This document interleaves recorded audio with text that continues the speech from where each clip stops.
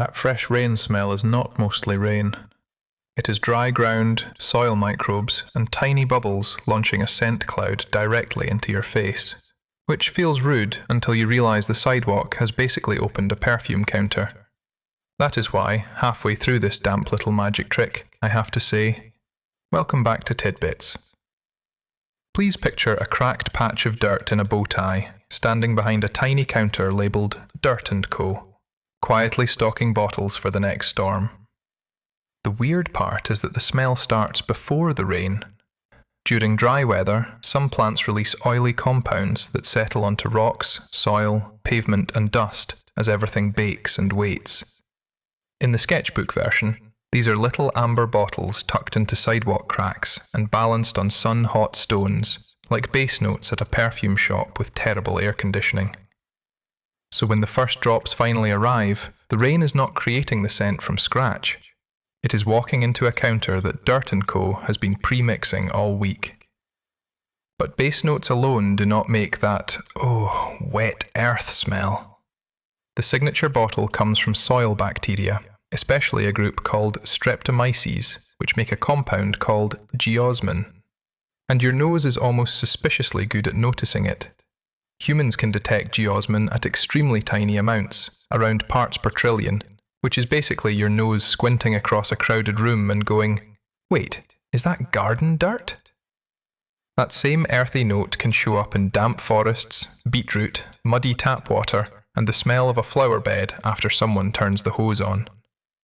Tiny microbe mascot, proud as anything, holding up a bottle labelled geosmin. Margin note. Forest floor? Garden? Childhood? Annoyingly accurate. Now the counter has plant oils and the earthy signature note, but the perfume still needs to leave the ground. This is where raindrops get dramatic. When a drop hits rough or porous ground, it flattens for a split second, traps little pockets of air underneath it, and those pockets rise and burst like microscopic champagne bubbles. Pop, pop, pop.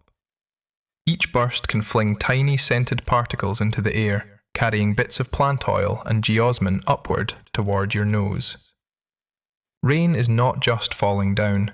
For one blink, it is spraying dirt upward. That is the part that feels like a prank from physics. Every raindrop becomes a tiny atomizer bulb, pressing down on the ground and puffing up little sparkle clouds of petrichor mist. The word petrichor is the name for that familiar after-rain smell, but I do think Dirt & Co. sounds like the kind of place that would charge $12 for a candle called Wet Driveway. And the spritzer has settings.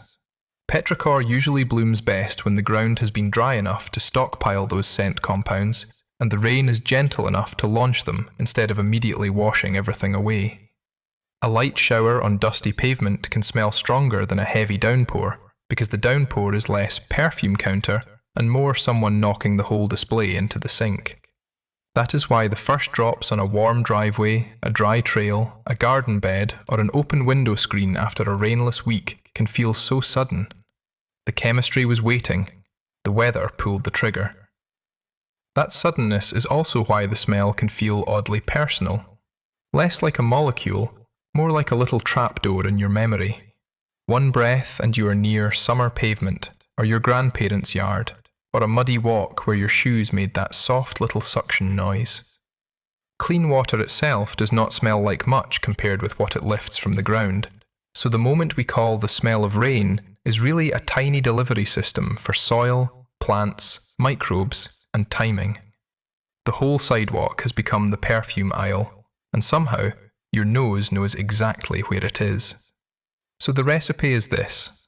Dry plants leave oily base notes, soil bacteria add geosmin, and raindrops make aerosols that carry the whole mixture into the air. Then someone opens a window after the storm, and Dirt & Co. does one final dramatic spritz into the room. Next time rain smells fresh, it is not just weather. It is the ground breathing stored up chemistry back at you. Tell me what tiny everyday mystery our sketchbook should unpack next. A body glitch? A weird sensation? A normal world detail that suddenly deserves a closer look? As always, Stay curious.